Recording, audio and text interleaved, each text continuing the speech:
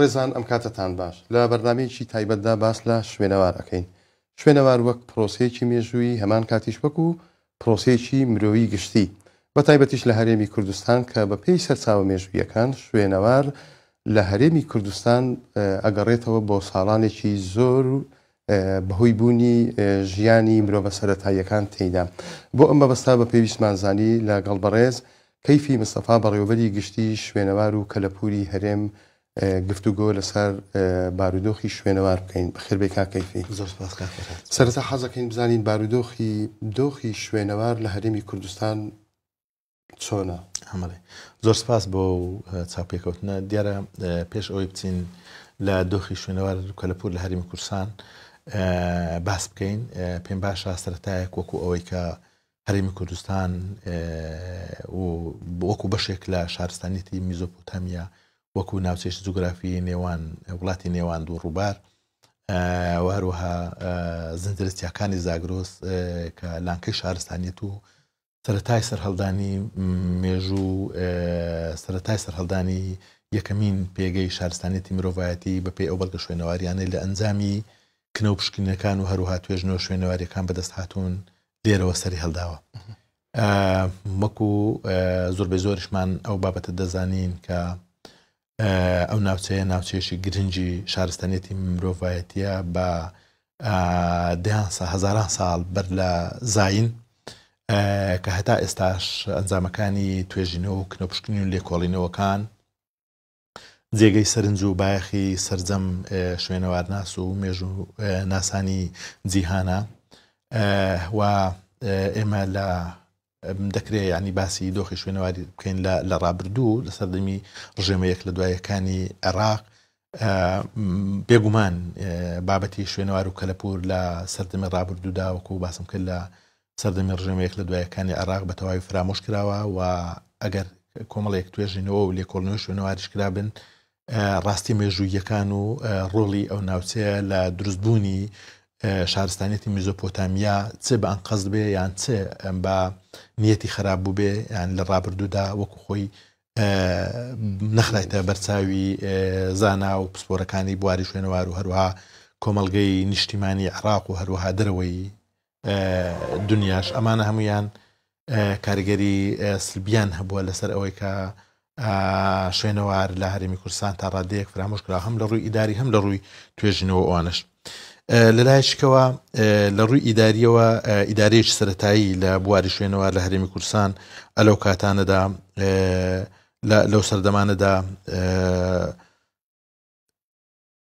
لەو سەردەمانەدا ئیدارێکی شوێنەواری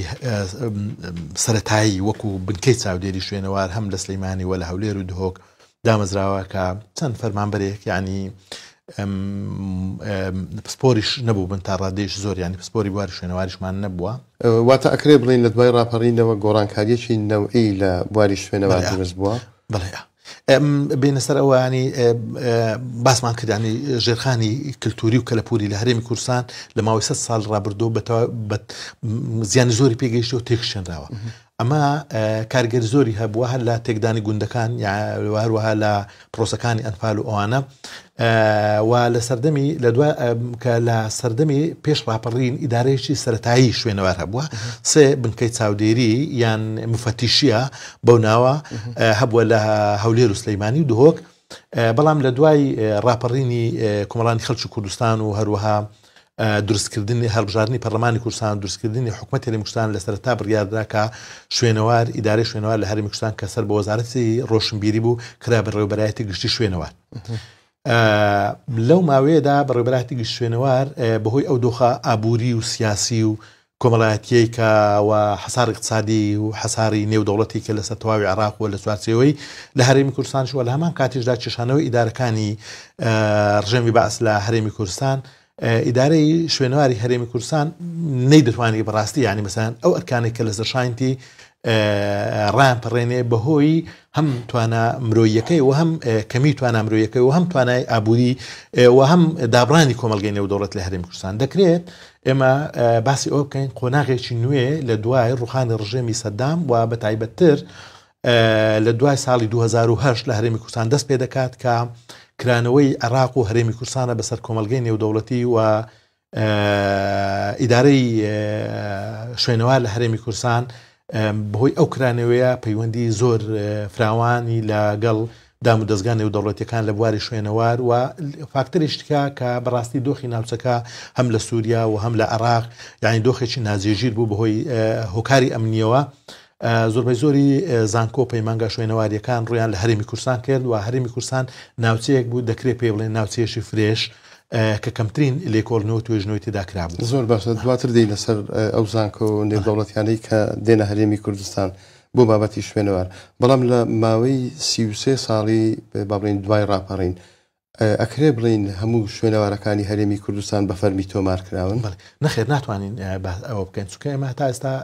پێش ڕاپەڕین تقریبا نزیکەی 2350 پێگەی شوێنەواری لە هەرێمی کوردستان تۆمارکرایە کە لە سەردەمی حکوومەتێک لە دوایەکانی عێراق لە کۆتایی پەنجاکان و هەروەها لە کۆتایی شەستەکان و تا ناوەڕاست هەفتاکان ڕوپێوی شوێنەواری کرایە بەڵام لە دوای وەکو باسم کرد لە دوای 2008 ئێمە بەردەوام بووینە لە ڕوپێوی شوێنەواری لە هەرێمی کوردستان کە تا ئێستا بەردەوامە و بەردەوامین لەگەڵ زانکۆ هەرە بەناوبانکانی دنیا لە بواری ڕوپێوی شوێنەواری بە هاوکاری بەڕێوەبەرایەتەکانمان و هەرکە هاوکاری شوێنەوار ناسەکانی ئێمە گەیشتن نزیکەی 6000 ناوچەی شوێنەواری مان تۆمار کردیا و نزیکەی 46-45 خاچی کوردستان ینی ڕوپێوی شوێنەواری کرایە و ئێمە پێمان وایە مەسەڵەن ئەگەر تەواوی بکەین دەگاتە زیاتر لە 10000 پێگەی شوێنەواری و هەم پێگە شوێنەوار هەرێکیان ئەهمیەت و کاریگیری خۆیان هەیە و یەکێک لە مەیزاتەکان لە جیاکرەوەکانی بابەتی شوێنەوار و پێگە شوێنەوارەکان لە هەرێمی کوردستان ئەوەیە کە سەرجەم قۆناغە مێژوویەکان یان قۆناغە شارستانیەکان زۆربەی زۆری پێگە شوێنەواریەکان ئەمە لە خۆی دەگرێت کەما لایەنش زۆر گرنگە وەزەی سەرنجی توێژەران و لێکۆڵەرانی بواری شوێنەوار و زانستی شوێنەوار. زۆر باشە باسی ئەو زانکۆیانت کرد کە دێن لێرە بابڵین لە ڕێی گرێبەستەیان لە ڕێی پەیوەندەکانی خۆتانە کار لە شوێنەوارەکانی هەرێمەکان ئەو زانکۆیانە یاخود ئەو ڕێکخراوانە لەسەر ئاستی وڵات دێن پەیوەندی بە ئێوە ئەکەن یاخود لەسەر ئاستی تاکە کەسیان لەسەر ئاستی ڕێکخراوەکانە؟ ئەمە لەسەر ئاستی زانکۆکان خۆیانە و بە ئاگاداری وڵاتەکانیان چونکە ئێمە یاسایەکمان هەیە بەپێی ئەو یاسایە مۆڵەتی کاری شوێنەواری و کەلەپوری دەدەینە هەر زانکۆ ناوەندێکی زانستی کە لە بواری شوێنەوە کار دەکات اینجا چ ڕوپێوی بێت چ هەڵکۆڵین بێت چ توێژنەوەیکی عیلمی بێت چ نۆژەنکردنەوەی بینایەکی کەلەپوری بێت ئێمە یاسای شتابەتمان هەیە کە پێشتر لەسەر یاسای عێراقی ئیشمان دەکرد بەڵام لە ساڵی 2021 یاسای شوێنەوار و کەلەپوری هەرێمی کوردستان بە ژمارە 5 دەرکرا و بەندی تایبەت فەسلی تایبەت بە بابەتی هەڵکۆڵین و توێژنەوەی شوێنەواری هەیە و تعریفی شوێنەوار دەکات کە شوێنەوار چییە وەچی بە شوێنەواردا دەندرێ وەچی بە کەلەپور دادرێ و ئەرکانی بەڕێوەبەرایەتی گشت شوێنەوار و ئیدارەکانی شوێنەوار چییە و ئەرشی لایەنەکانی دیکە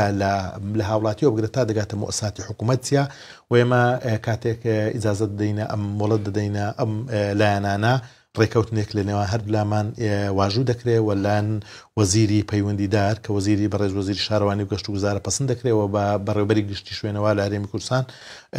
واژووی دەکات مەسەڵەن مۆڵەت دەدا و لایەن وەزیرەوە پەسەند دەکرێت بە بوونی کۆمەڵێک دیکۆمنت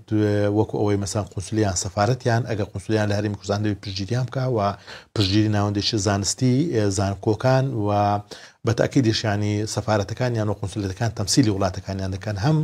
زانکۆکا دەبێت پشتگیری بکات و ئەو کەسێک کە لە بوارەکەش کار دەکات دەبێت کەسێکی شارەزا بێ و سیڤەکەی تەقدیم بکات و بەڵگا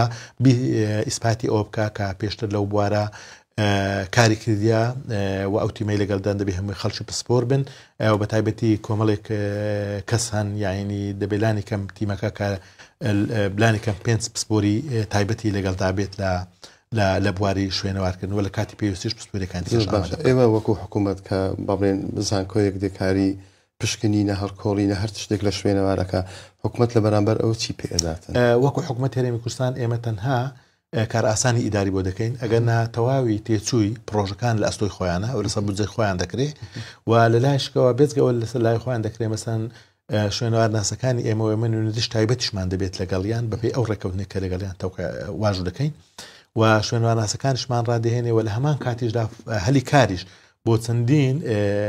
خەڵک بۆ تایبەتی و ئێمە مەردشماندانە کە ئەو کەسانێک کە کاریان پێ دەکرێت خەڵکی ناوچەکە بن بۆ ئەوی ئەوانش زیاتر لە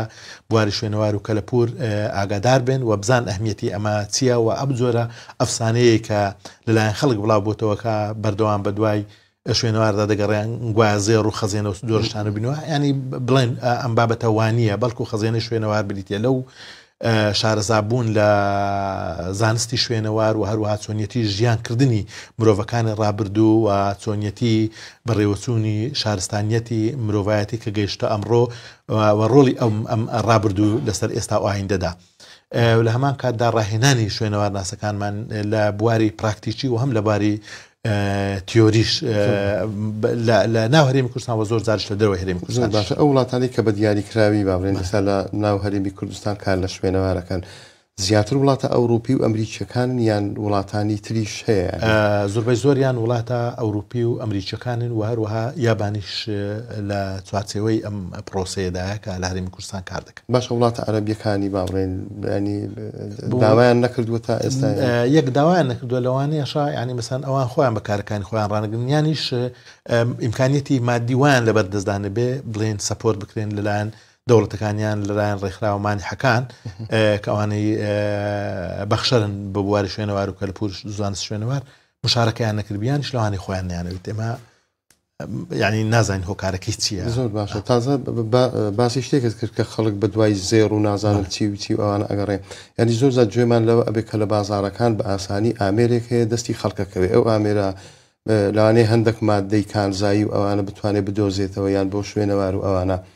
ینی بۆ ئامێرێکی ئەوها گرنگ و تایبەتمەند لە بازاڕەکان هەبێتن ئێوە چیتان کردو بۆ ئەوەی ئەکرێ قەدەغە بکرێ یان چیتان کردوێ نازانم ینی ئەم ئامێرە بەڕاستی زیانی زۆر و هەروەها تەشجیعکردنی کۆمەڵێک ئەو خەڵکانن کە بە دوای بازاڕەکان وجودی هەیە بڵێ ینی مەسەن لە پەیجەکانی فەیسبوک و ئەنتەرنێت و لە ئەوانش ڕێکلامی لۆ دەکرێت کە ئەمەش ینی زۆر خراپە ینی چۆن زێر لێک زیاد دەکاتەوە چۆن نازانم شتەکان دیاری دەکان دەبواە ئێمە کتابیشمان کردێ زۆر قسەشمان لەسەر ئەوە کردە کە بە تایبەتی لە وەزارەتی ناوخۆیان وەزارەتی بازرگانی ئەولانە کە پەیوەندیدارن بە مۆڵەتدان بەو کەسانێک کە ئەچیزە ئەلکترۆنی و ئەو زۆرە ئامێران دێن لە هەرێمی کوردستان ڕێگەیان لێگر بات چووکە بەڕاستی ئەمە زیانش زۆری گەیاندەوە دیان جیهازی ئاوا بە کەسەکانەوە لە پێگە شوێنەواریەکان یانش لە بازگەکانی ئاسایش و پۆلیس ئەوانە جیرایە و دەست بەسەر ئامێرەکانیشیان داگیرایە بەڵام پێویستە بەڕاستی ینی ئەمە بەیەکزاری قەدەغە بکرێت ئللا ئەگەریش هەبێت لەلایەن لە دەستی کەسانی لایەنی حکومی پسپۆردا بێت و بە ئاگاداری و مۆڵەتی ئەو لایەنە پەیوەندیدارەکان ینی ئەمە چیزانە بەکار ئەم ئامێرانە بەکاربێنیت چکە ئەندی کاتێک کەوانە دەگەڕێن بەخۆ دەزان ینی ئێمە چەندین پێگەی شوێنەواری تۆمارکرا و تۆمار نەکراومان هەیە کاتێک ئەوانە بەدوای ئەواندا دەگەڕێن یان دەبینی پارچەیە ئاسن لە پێگەی شوێنەواری ئەوان دەچن ینی بەلای ئێمەوە ئەوە زۆر ینی زیانش زۆر گیان نە بە شوێنەوار کە چەند چینێکی شارستانی حەزاری تێکدەدا لەوانەیە بە 1000 ساڵ چینێکی شارستانی دروست دەبێت لە مەرحەلەیەشکە زیادەکەیەوە ئەوانە دەیشەوێنن تێکی دەدەن و گۆڕانکاری لەو پێکاتانەی کە لەو قۆناغە مێژووی هەب بۆ قۆناغێشکە دەکەن کەەوە زیانش زۆر گیان بە مێژوو شارستانیەتی وڵاتەکەی خۆیان و بەنەتەوەکەی خۆیان گەلی ئەو ناوچێ مەڕێ کاک کەیفی ینی چەند ساڵێک پێش ئێستا من تێبینی ئەوم کرد چون سەردانی ئەشکەوتی شانە دەرم لەلایەک لێکۆڵینەوە ئەکرا دیار بوو بانی ئەوانە دیار بوون باڵێن کە دەستکاری وانە لەلایەکی کەش خەڵک بە ئاسانی ئەچوە ناو ئەو شوێنەوارە دەمەوێت لێرە ئەو پرسیارە بکەم ینی ئێوە ینی تا ئێستا هێزێکی تایبەتی پاراستنی شوێنەوارتان هەیە یان پێی بڵێن پۆلیسی شوێنەواری بەداخەوە ئەمە لە ساڵی وڵای ئەگەهڵەنە بمیان 2012 بوو یان 13 بوو فەرمانشی بۆ دەرچوویانی مەسەن بڵێن هێزێکی ئەوە تایبەت بە پاراستن شوێنەوار و کەلەپور فەرمانەکەشی دەرچوو بەڵام جێبەجێ نەکرا دوا بە دوای ئەوە کۆمەڵی قەیران و ئەوانە هات ئێمە نیمانە ئەو هێزە تایبەتەمان نییە و لە کۆنفرانسێکیدا کە ئێمە لە ساڵی 2022 ئەنجامماندا لەوێش جارێشکە یەشێک لە ڕاستپاردەکانی کۆنفرانسەکەمان ئەوە بوو کە لانی کەم ینی پارێزگاکان لەگەڵ دائیرەکانی شوێنەوار هێزش تایبەت لە پۆلیس دیاری بکەن کە بۆ ئەرکە هەڵبستێت بەڵام ئەوەش نەکرا ئەمەش ینی کلێنێکی گەورەیە بەڕاستی لە بواری پاراستنی شوێنەوار و کەلەپور کەم پێویستە هێزێکی ڕاهێنرا و شارەزا لەو بواردا هەبێت هەرچەندە ئێمە لەگەڵ کۆمەڵێک ڕێکخراوی بیانی لەوانە کاربینەری ئیتالی و پۆلیسی نێودەوڵەتی شارەزا لە بوارە کۆمەڵێک ڕاهێنان بۆ پۆلیس و ئاسایش وەروەها کارمەندانی بواری شوێنەوار کرایەوە کە چۆن بتوانن کۆنتترۆلی ئەو پارچە شوێنەواریانە بکەن یان لە کاتی دزینیان یان لە مەتارەکان و یان لە خاڵە گومرجەکان بۆ ئەوەی شارەزا بن بەڵام ئەوە بەس نییە پێویستە هێزیشە ڕاهێنرا و خەڵکانی شارەزا بە تایبەتی ئێمە ژمارەیەژ زۆر دەرچوی شوێنەوارمان هەیە کە ئێستا بێ ئیش دەگەڕێنەوە هەر هیچ نەبێت لانی کە ئەمە بتوانین زێ ئەوانە بکەینەوە کە بکرێنە پۆلیسی پاراستنی شوێنەوار و لە ژێر چاودێری ئیداری شوێنەوار و بە فەرمانی ئەوان یعنی کارەکان بکەن بە هاوهەنگی لەگەڵ وەزارەتەکانی ناوخۆ و ئەوانە ئەوە نیمانە ئەوەی ئاماژش پێدا دەربارەی لە نازانم یانی ئەوەی ئەشکەوتی شانەدەر ئێمە بەردەوامین لە کاری هەڵکۆڵین و ئەشکەوتی شانەدەر لە ساڵی 1950 تا 1952 تا 1959 لەلایەن زانکۆی شیکاگۆی ئەمریکی ڕالف سۆڵکی کاری شوێنەوار لەسەرکرا هەر لەسەر دەستی ئەویش هێزکە پەیکەری مرۆڤ نیاندرتال دۆزرانەوە ئەشکەوتی شانەدەر وەکو برا دۆستیانی کەوتە سەر نەخشەی جیهانی شوێنەواری جیهان و گرنجێکی زۆر زۆری هەبوو لە بواری توێژنەوە و لێکۆڵنەوەی زانستی سەبارەت بە ژیان مرۆڤ لە ڕابردوودا و هەروە هۆکارەکان و هۆکارەکانی لە ناوچوون مرۆڤ نیاندرتال وە چۆنیەتی ژیانی و بڵێن هاوشێ پەیوەندیەکانی لەگەڵ مرۆڤی هۆمۆسایپینس مرۆڤی مۆدێرن مادەم قساتە سەر شانەدەر دوورترین مێژوو لای ئێوە تۆمارکرابێت چەندە بە گوێرەی ئەوە مەسەر مێژوو یعنی ئێمە لەسەر بەڵگە شوێنەواریەکان ئەگەر باسی ئەوە بکەین بەڵگەی بڵێن بەڵگە شوێنەواری یەکەم گوند کە دروست بە مەسەنۆکو بێستان سوور و چەرمۆ 11-12 هزار ساڵ پێشزین بەڵام بوونی مرۆڤی نیاندرتال کە پێشتر بە 40 هەتا 6,000 ساڵ لێکدرا بۆ بەڵام تەکنۆلۆژیا ئێستا پێمان دەڵێ سەر 70,000 ساڵ بۆ 100,000 ساڵ دەبێت کە ئەم مرۆڤ لەو ناوچەیەدا ژیا. زۆر باشە کان کەیفی ئەوڕۆ هەواڵێک بڵاوکرایتەوە لە سلێمانی ئاسایش کەسێکی لەسەر بازرگانیکردن بە شوێنەوار دەستگیر کردووە یان زۆر زار ئەو هەواڵانەمان گوێ بیستە بیتن دەستدرێژیکردنە سەر شوێنەوار لە هەرێمی کوردستان لە چه ئاستێکدایە یعنی زۆر جاری گوێمان لەوە ئەبێ کە فڵان بابڵێن فڵان لایەن یان فڵان دەستگا کەسێکی لەسەر دەستکاریکردنی شوێنەوار دەستگیر کرد بەداخەوە بە تایبەتی لەم 2 ساڵی دوای زێدەڕۆیەکان لە سەر پێگە شوێنەواریەکان و ئەوانە لە بەرزبوونەوەدایە بەپێی ئەو داتانەی لای ئێمە و پێ ئەوەی کە ئێمە دەگا بە شێوەیەکی فەرمی بێزگە لەوانەی کە مەسەن لەوانەیە دیاریش نییە و بازرگانی بە شوێنەوار و کەلەپور لە ئاستی هەموو دنیا بازرگانی پێوە دەکرێت و لە سوارچی وشیان هەرێمی کوردستان و هێزەکانی ئاسایش بەردەوام ینی ئەو زۆر خەڵکان دەستگیر دەکەن و بە دوواداچوون لەسەر دەکەن و لە هەرێمی کوردستان هەر لە ساڵی ڕابرد 2023 لە کۆتاییەکان ساڵ 2023 تقریبا 2 تۆڕ شوێنەواری 2 تۆڕی دزی شوێنەواری گەورە لە هەرێمی کوردستان گیران تا ئێستاش لێکۆڵینەوە و بە دوواداچوون لەسەریانەوە ئەوانە چەند زێدەڕۆیشیان کرد بۆ سەر پێگە شوێنەواریەکان بەردەوامیشە ینی مەسەن گرتنی ئەو زۆر خەڵکانەوە ئێمە پار نزیکەی 30 کەیسمان هەبووە لە دادگاکان تقریبا 30 وەلایەن 35 بوو تقریبا 10 کەیسیان بڕیاری قەتعی وەکلاکەرەوەی وەرگرت لە دادگاکان و ئەوان کەش بەردەوامن و بەردەوامیش ینی ئەم کەیسانە بەردەوامن ئەوانەی کە بازرگانی بە شوێنەوار دەکەن ینی شوێنەوار دەجن و دەستگیر دەکرێن لایەن هێزەکانی ئاسایش بە بۆچی هازانش کە بە دوای شوێنەوار و کەلەپوردا دەگەڕێن بەڵام پێویستە بەڕاستی ینی پێویستە مەسان حکوومەت هەرێمی کوردستان بە تایبەتی دەستگاکانی ئاسایش و وەزارەتی ناوخۆ زیاتر چاوکراوە بن و زیاتر هەواهەنگیان هەبێ لەگەڵ ئیدارەی شوێنەوار و بتوانین ئەم سەربەتە نیشتیمانیە نەتەوەیە بپارێزین چونکە زیانگەیاندن و دزینی هەر پارچەیەک بەڕاستی و نەشارینەوە دەستی دەرەچیش لە پشتی ئەو بابەتانەیە بە تایبەتی وڵاتە ئەقلیمیەکان یعنی زۆرێک لە هاندان و ئەوە هەیە بۆ هەندێک خەڵکە ئەو زۆرە دزیانە بکەن لە شوێنەوار دەست درێژی و تێکدانی شوێنەوارەکە هیچیان دەست ناکەوێت زۆر باشە کاک کەیفی دوا پرسیارم لەسەر ئافرەتێکی نیاندرتانە سەرچی ئافرەتێکی نیاندرتا دەبایە 2 ساڵ پێش ئێستا لە زانکۆیەکی بەریتانیەوە بگەڕێتەوە هەرێمی کوردستان بۆ تا ئێستا نەگەڕایەوەتەوە ئەو دوا هێزکە پەیکەر کە لەلایەن زانکۆی کامبرج بەریتانی وەکو لە قسەکانی پێشتم ئاماژەم پێداکە لەشکەوتیشانە دەر کار دەکەن یعنی دیارە کاری شوێنەواری کارێکی ئێجگار ورد و لەسەرخۆ بە تایبەتیش ینی ئەگەر تەماشای بابەتی هەڵگرتنەوەی ئەم ئێسکە پەیکەرێ جمجمەی سەری ئەم مرۆڤە نیاندرتالە بکەی کە ڕالف سۆرکیش لە کات خۆی ئاماژەی پێدا بوو بەڵام نەیدۆزیبەوە لەلایەن زانکۆی کامبرج بۆ 2000 ئەم جمجمەیە هەڵگیرایەوە بەڕاستی ئێستا کاری لەسەرکراوە لەلایەن زانکۆی کامبرج و بە هاوکاری چەندین پسپۆری ئەو بوارەکە گەڕانەوەی لۆ سەرشێوازی شکلی چۆن بووە لە ڕابردوودا هێستا پرۆسەکە بە تەواوی تەواو نەبووە بۆ ئەوەی کە بتوانرێن بگەڕێندێتەوە و زانکۆی کامبرج لە 26 چواردێنەوە زارێشکە و ئەوان ئاگادارمان دەکەنەوە لەو کاتێککە دێتەوە ئێمە لەگەڵ ئەوان ڕێکشکەتوین کە ڕێککەوتوین لە کاتی گەڕانەوەی لە مەتار ینی مەسان بڕێن پێشوازی لێ بکەین و هەر لەگەڵ هەم ئەو زانکۆیش ینی ئێمە دیزاینێک و نەخشەیەکمان بۆ ئەشکەوتیشانە دەر ئامادە کردیا کە لە ئایندەدا بیکەینە پێگەیکی گەشتیاری و هەروەها مۆزەخانەیەک تایبەت بە ژیانی مرۆڤینیانتا لە ڕابردوودا بە شێوەیەکی مۆدێرن و هەروەها بە چەندین ئەچیزە و ئامێری پێشکەوتوو کە بتوانین ینی بەڕاستی ینی بە شێوەیە کە هەر کەسێک توێ بزانیانی نەک تەنها ئەشکەوتیشە ڕاخڕوت بینێ و لە